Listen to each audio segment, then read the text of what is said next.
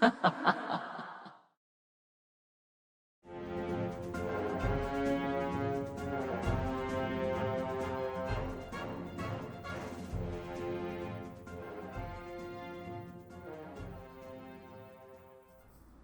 up, everybody? It's Chaotic. I'm back here with another tier list for AFK Arena. Now, this is an updated tier list from the previous one. I got, a lot of information from playing the new server and from comments and people. And first off, I do want to thank everyone for the support for the other tier list because it was incredible. And also the comments because it helped you figure out, which heroes are better and which heroes aren't. So with that, let's get started. All right, first off is the Fodder Tier. Now with this tier, it's pretty straightforward. Now these heroes are meant to upgrade other heroes, but they are also okay to level to Legendary Plus. Believe it or not, a lot of these heroes can help you out if you're struggling in support in other ways. So don't be afraid to level them to level 160 or to Legendary Plus, which is level 160, because in some fights, they can actually, carry you. And as a free-to-play player, they're the heroes you actually want to go for because, until you get those better heroes, you need to work on something to keep your progression going. So, again, don't be afraid to level these heroes, but their main purpose is going to be to feed into other heroes. All right, for our next tier, this is the level 160 tier, which is the top tier of fodder. And sometimes people don't even throw away these heroes because they'd never consider them as fodder. So basically, these heroes are going to be the best heroes at level 160. Now, the reason Hogan's here is he can be a very useful tank. If you do not have Lucius or you do not have other tanks, you need to keep that front line, solid. And Hogan's going to be your go-to hero, mostly since he's offered as an elite when you start the game, and he's offered in a couple other places as well. So he's a really easy hero to get that you want to use to tank if you don't have better tanks. Now, Sevius, Ocean Rift made a video just on him. He's amazing DPS. Like, if he was actually can be leveled past 160, him and Brutus would just be together all the time because he can tank because he, as he's throwing his spears, he's healing himself, and he brings insane damage. Most of the time, it's just Sevius and two other people in the battlefield, and Sevius can finish them off because how fast he is. And you put the right artifacts on him, guess what? He just keeps going. With Arden, he's amazing CC. In the beginning, Ocean Rift again covered this in another video. He's amazing CC, and he can bring the damage. He's just a great hero to have. He's also easy to get, so if you get him, work on him, bring him to Legendary Plus, and you will not be let down. He will turn the tides of a fight because of his roots. He's a really annoying hero to face. Lastly in this, we have Veden, which he can be really annoying as well. He can be a secondary tank. The problem is once he turns into bats, he's not tanking anymore. But that's actually also a good thing because he's immune while he's in bat form and he heals himself and he does a ton of damage. So he is the best Graveborn to take to level 160. All right, for our next tier, tier 3.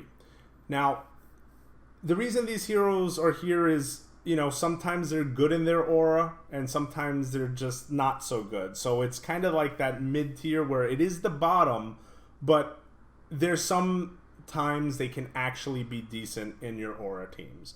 Where Explanation Rain for a Light Bearer, she's not really good at much, but she brings a 20% attack bonus to your aura. So she puts a little symbol above heroes' heads, and they take more damage. So where she's not good at anything really, she's good at the utility part. Now Thane over here, he's pretty decent, but only after Legendary Plus, in my opinion, because once he gets his ultimate off, he just goes crazy. So he really has to be legendary, and I think you have to have at least legendary gear for him before he's really good. And if you see him, let's say in Labyrinth, I'd pick him up because he's very surprising at DPS and staying alive. But if you don't have him at that level, he's kind of crap. Now, for the Maulers, we have Warwick and, Scrag. Now, Warwick and both of them, the reason they're on the bottom is they don't have a union in the library. So they don't have any buffs there. So, you know, later on they become pretty mediocre because they're really lackluster.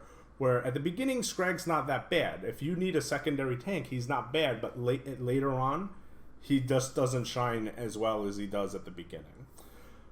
For Almas, for Wilders, I'm not impressed with him at all. I'm sorry. You know, I thought a giant tree would just root himself and not be able to be moved. He just dies way too easily, and no matter what, I had him at Legendary Plus. He just doesn't impress me one bit.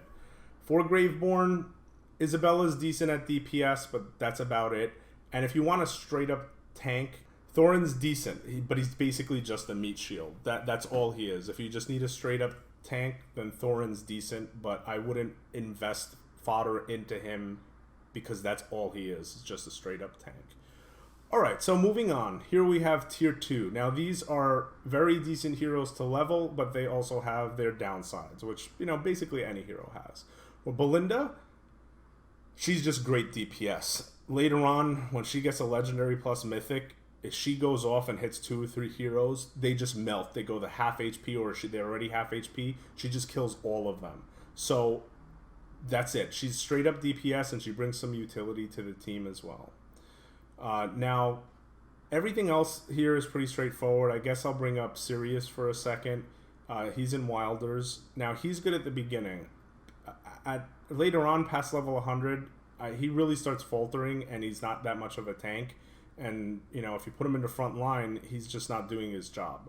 Where in Graveborn, Grezel, he's actually decent because he summons little minions, which kind of make, you know, the fight a little chaotic. So, you know, other people start attacking his minions, and then he keeps staying alive. So he's actually decent when it comes to this.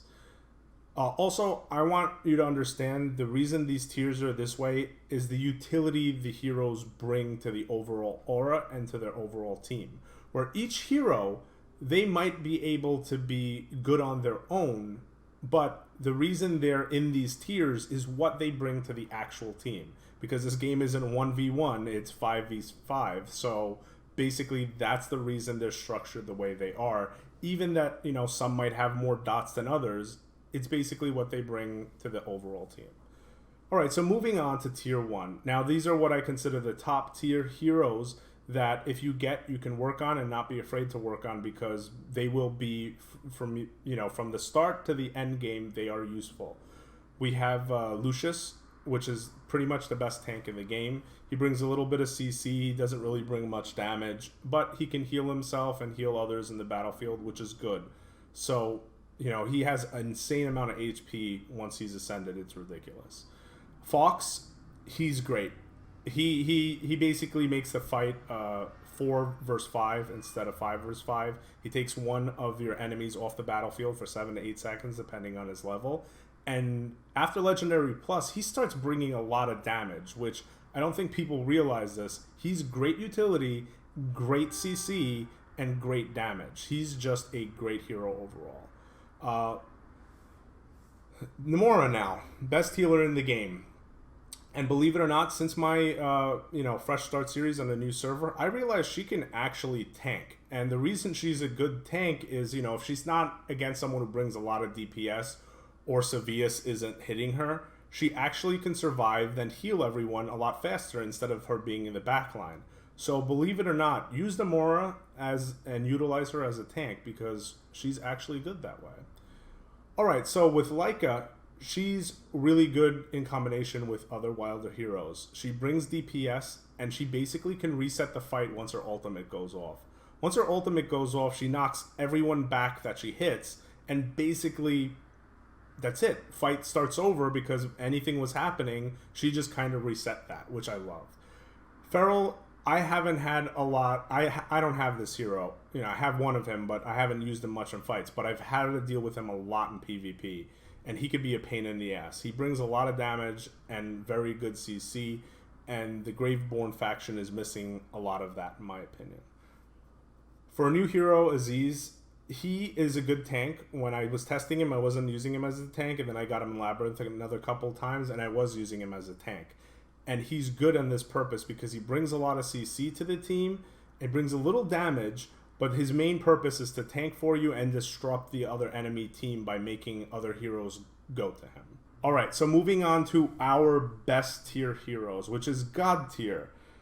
Now, this is pretty self-explanatory. These are the heroes you want. They are 100% the heroes you want to rush because they will help you out.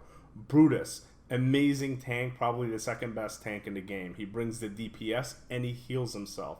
And he can also become immune when he gets low HP.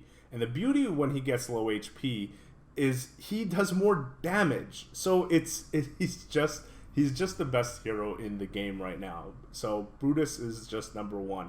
On the other end of the spectrum, we have Tassie, where she doesn't bring the DPS, but she brings insane utility. She basically can put everyone to sleep and puts another person in another dimension, whatever it is, and she hops around the battlefield. So she's just a pain in the butt to kill. Her in combination with Mora and Leica are amazing. So Tassie as a utility hero, she's just number one. Chimera, she is just the best DPS in the game overall, where Brutus can, lay down the smackdown when, people are grouped up. Chimera doesn't need that. She goes off, she can solo stuff on her own once she's Ascended Plus.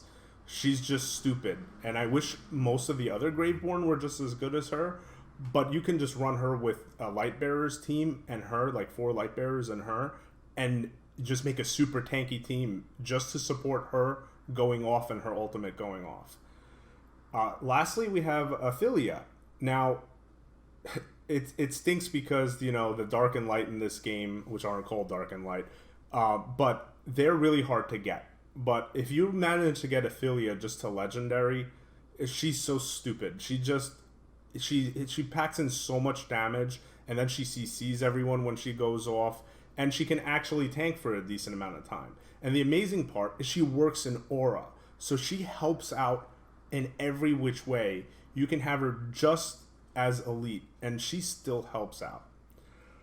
Alright guys, so this is the upgraded tier list. Again, I want to thank everyone who helped me figure this out and in the comments and everything. And feel free to comment on this one and be like, hey, this is wrong, this is right. That's what this tier list is for. I want to make better ones in the future. And I think for the next one, I might actually add in like the utility based of them. It just, as I was making this, I didn't realize it. But as I went on, I realized they are where they are because of their utility. Alright guys, thanks again, and I'll catch you in the next one.